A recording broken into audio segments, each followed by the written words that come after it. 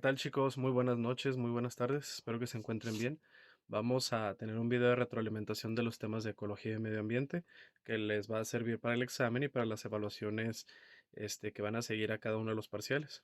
Dentro de nuestro bloque uno, dentro de la ecología y sustentabilidad, manejamos diferentes temas. Principalmente manejamos este cuadro conceptual o mapa conceptual en el que basaba tres aspectos: la interacción de las especies, el cómo se alimentan y el cómo se organizan, ¿sale? En cada uno de estos cuadros, nosotros tenemos diferentes aspectos, ya sea por cantidad de especies, por organismos o animales que interactúan en ellos. Siendo la primera la autoecología. La autoecología se basa en el estudio de alguna especie, de algún organismo que interactúa con su medio ambiente, ¿sí? De uno solo, a diferencia de la cinecología. La cinecología es una sinergia constante de diferentes organismos de diferentes especies en un medio ambiente, cómo interactúan.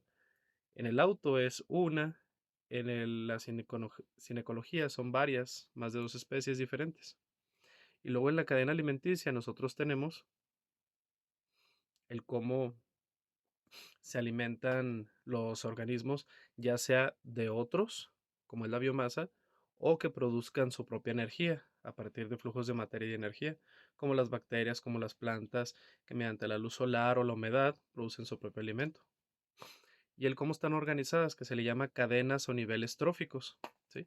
Cómo están organizadas por estructura, por alimentos, por capacidad, por hábitat, por etcétera, etcétera. En este caso, por productores, consumidores y desintegradores. Ese sería un ejemplo. Pero más adelante vamos a ver una cadena desde la parte más pequeña hasta la parte más grande de un organismo. Aquí tenemos una diferencia de los conceptos clave de la ecología y que bien se pueden parecer mucho. Y yo considero que las diferencias entre ambos es el tiempo.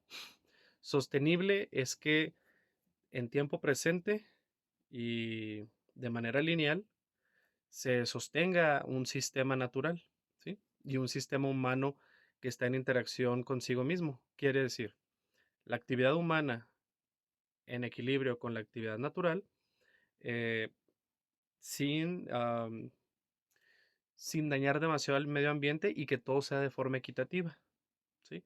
Esto de forma equitativa quiere decir que se abastezcan de bienes y servicios sin deteriorar el medio ambiente de manera inmediata, eso es lo principal, y atendiendo necesidades económicas y sociales, a diferencia de la sustentabilidad. Este es que se sustente a largo plazo, ¿sí? El decir, bueno, este, ¿saben qué?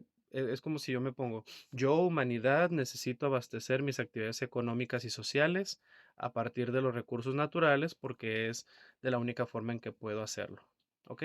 Y me tengo que sostener, pero al mismo tiempo que me tengo que sostener, no voy a comprometer las generaciones futuras y voy a sustentar estoy agarrando esto de la naturaleza, pero no lo estoy agarrando de manera ilimitada, es porque lo necesito y no es de manera excedida. Estoy sustentando mi acción en la cual me sostengo. ¿Sí me explico? Es una cadenita conectada constantemente.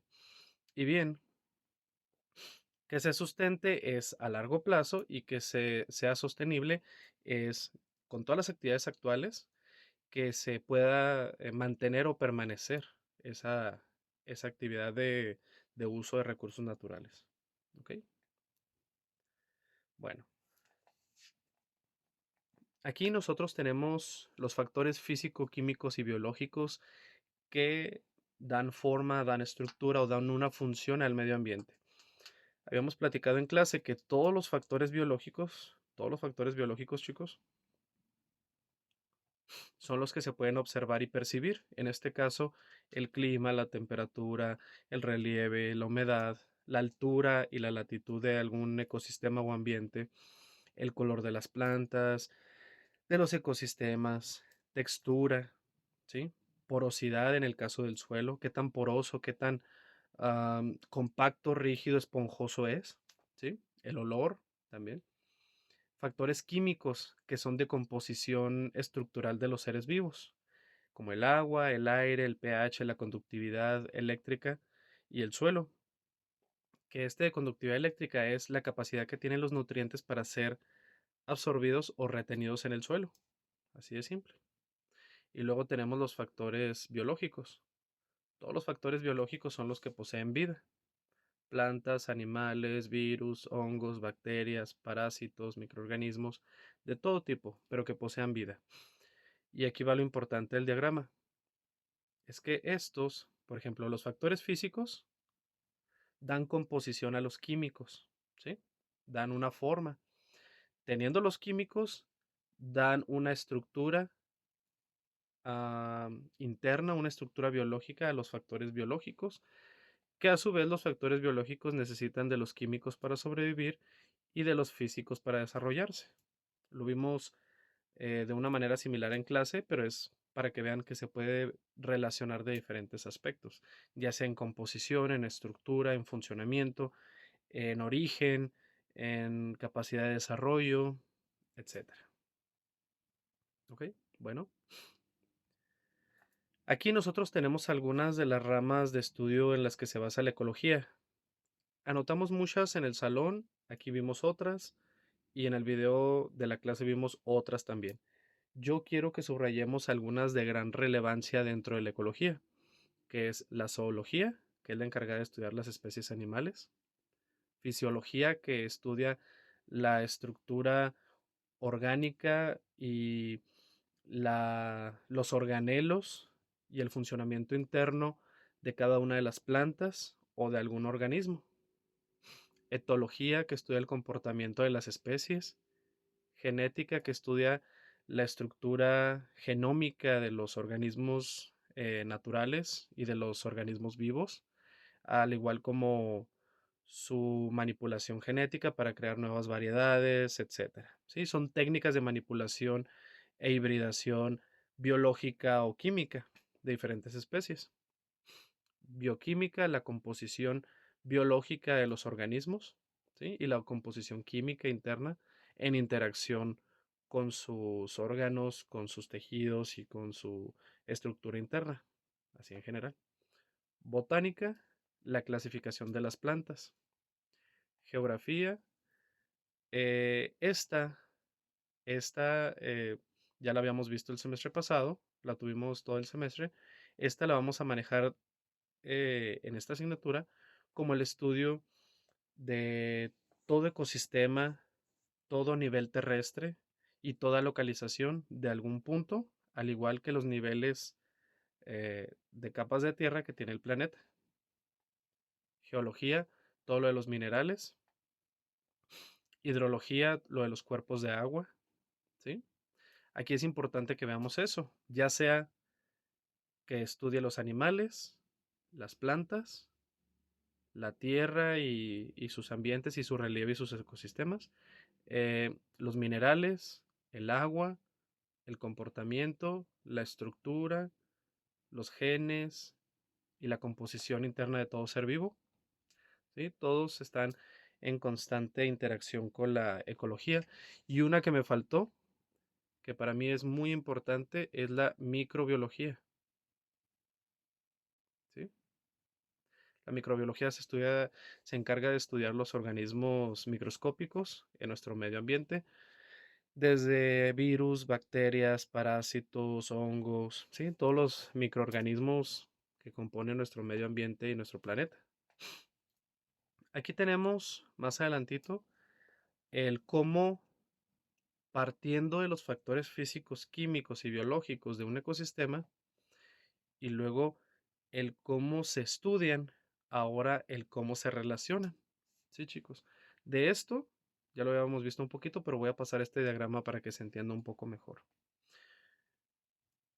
Nosotros habíamos visto factores físicos, químicos y biológicos para que se forme un ecosistema. Dentro del ecosistema tiene que haber una relación entre organismos vivos y organismos no vivos. A los organismos vivos se les llama biocenosis y a los organismos no vivos, a las estructuras no vivas, más bien, se les llama biotopo. Topo porque significa tierra y bio significa vida, ¿sí? Entonces, de un lado tenemos biotopo, es la tierra que da forma a la vida del planeta o del ecosistema, y biocenosis es la síntesis de los procesos biológicos que dan origen a los seres vivos. ¿Sí? Toda la clasificación de organismos biológicos se les llama biocenosis y todos los factores físico-químicos se les llama biotopo, así de simple. ¿Sí? Y bueno, aquí voy a hacer una pausita. Cuando les encargué sobre la exposición en inglés, aquí podíamos mencionar en una presentación diagramas, imágenes, ejemplos, ideas traducidas en español y en inglés. Y puede ser de la siguiente manera. Por ejemplo, si yo les dijera, and the nature, we get a constant interaction with living factors and non-living factors.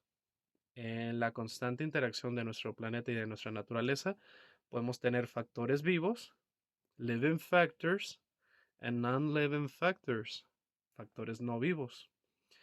And we got many examples of the living factors and non-living factors in this slideshare. Podemos tener diferentes ejemplos en esta presentación de cada uno. We got the plants, the animals, fungi, bacteria, and virus.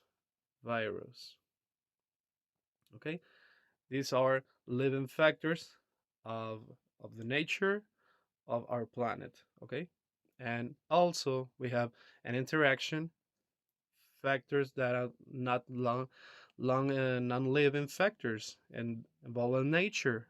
Okay, and many examples of we got the water, the sunlight, que es la luz del sol, soil, que es suelo, air, que es aire, y temperature, que es temperatura. Both are factors who can also habit and the nature and interaction and constantly interaction to create life in our planet.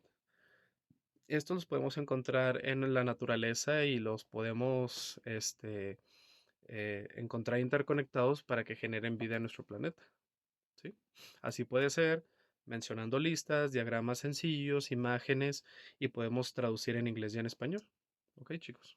Bueno, aquí también hicimos un poco lo del mapa de un poco línea del tiempo o lista de los diferentes descubridores, ecólogos, biólogos que han tenido que ver con la ecología y la naturaleza. Bueno, yo nada más quiero que vayamos considerando dentro de ellos lo más importante. Por ejemplo, Teofrasto, él fue un discípulo de Aristóteles que se le consideró el padre de la botánica. Él fue de los primeros precursores de la botánica y el estudio de la fisiología de las plantas. Principalmente eso, ¿ok? Eso que ya habíamos subrayado. Luego tenemos a George Louis Leclerc, ¿sí? O el conde de Buffon, como le habíamos puesto más sencillito. Ok, él basó sus estudios en las similitudes entre los seres humanos y los monos, cómo tenían ciertos factores físicos, químicos o biológicos en los que se parecían, sus comportamientos, su desarrollo evolutivo, etcétera, y también sus genes. Ok, aquí tenemos Jean-Baptiste Lamarck.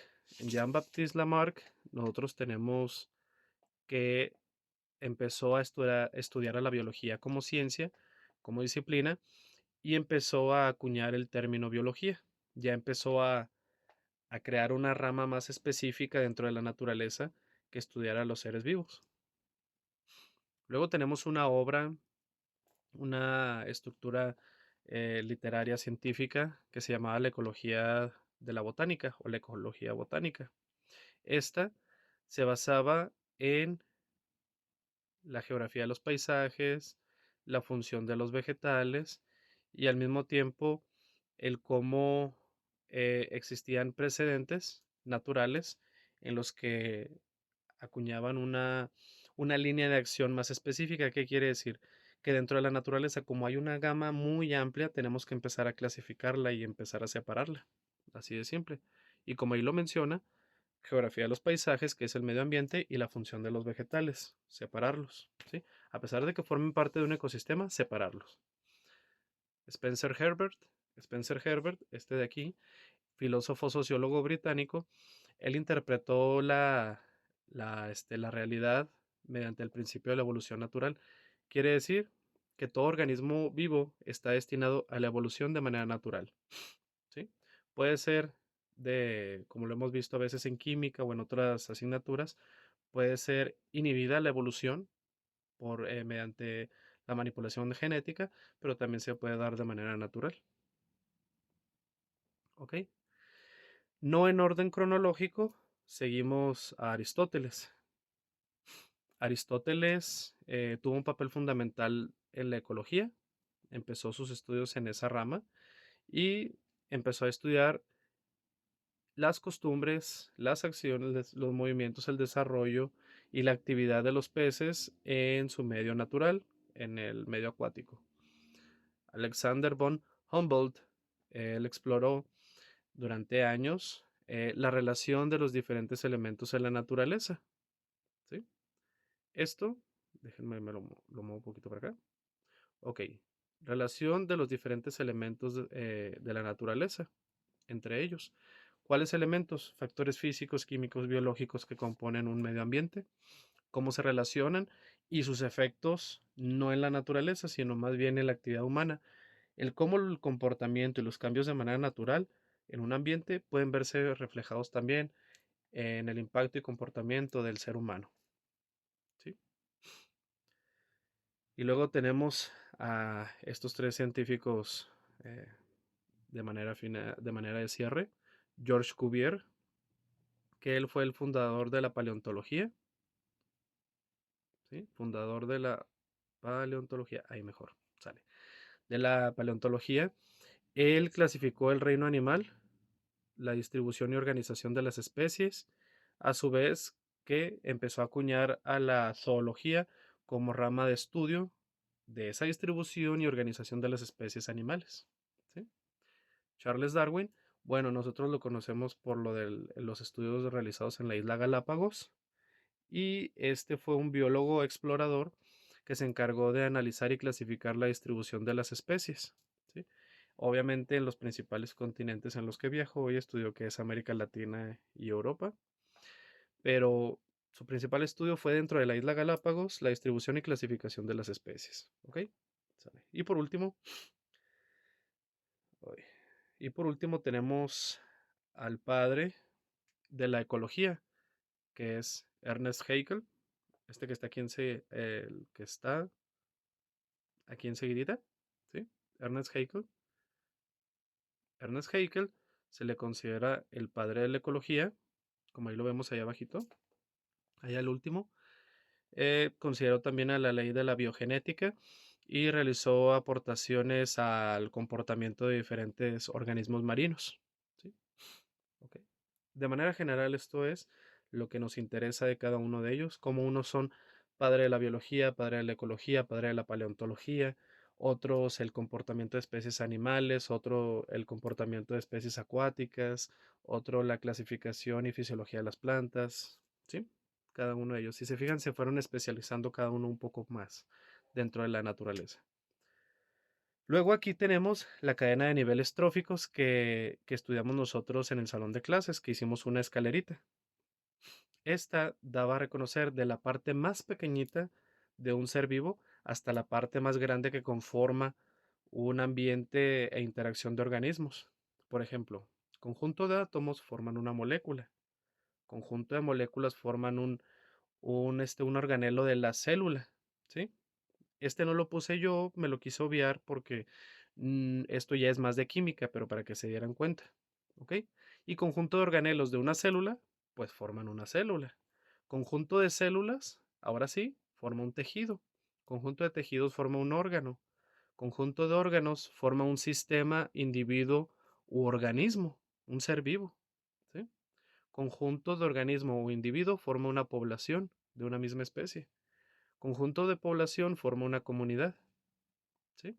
Conjunto de comunidades de diferentes especies o de diferentes clases forma un ecosistema en el cual interactúan un medio ambiente. Y conjunto de ecosistemas, ya de manera terrestre, ya de manera continental, forma un bioma. Conjunto de biomas forma una biosfera. ¿Y por qué ahorita dije bioma como ecosistemas continentales? Porque esto es, como yo les había dicho en clase, todos los ecosistemas de América Latina, todos los ecosistemas del continente americano forman un bioma. Todos los ecosistemas del continente europeo forman un bioma, ¿sí? Entonces, conjunto de esos diferentes biomas forma la biosfera. ¿Y por qué dije bioma, por ejemplo, de América Latina? Ah, pues las que tenemos en el norte, las que tenemos en el sur, en el centro, o de México incluso, ¿sí? Todo México es un bioma, todo Estados Unidos es un bioma, toda Canadá es un bioma, toda América Latina es un bioma, entonces, ¿sí? Y todos en conjunto forman la biosfera, que es la esfera de la vida. Bueno, ya este tema lo vamos a empezar a ver esta semana en clase, que son los diferentes ecosistemas en las áreas de México. Aquí lo que me interesa es que analicemos. Acá me pongo. Perfecto. Aquí lo que me interesa es que analicemos el cómo están distribuidos, por ejemplo, los matorrales, los bosques templados, selvas secas, selvas húmedas, el cómo va aumentando la diversidad conforme vamos avanzando en los ecosistemas, ¿sí? Cómo va avanzando la biodiversidad y cómo la temperatura también se va volviendo más estable, más balanceada y más húmeda conforme vamos avanzando hacia el sur, de la región norte, de la región noreste y centro norte, de la región centro sur y de la región sur, ¿sí? Cómo podemos tener diferentes tipos de ecosistemas. Aquí nosotros tenemos las, los espacios que ocupan en kilómetros cuadrados cada uno y el porcentaje que ha ido desapareciendo con el avance del tiempo por la contaminación, la deforestación y demás, o por factores climáticos. Luego aquí tenemos pastizales, bosques nublados, manglares y los océanos. Aquí voy a ir haciendo pausas, ¿ok?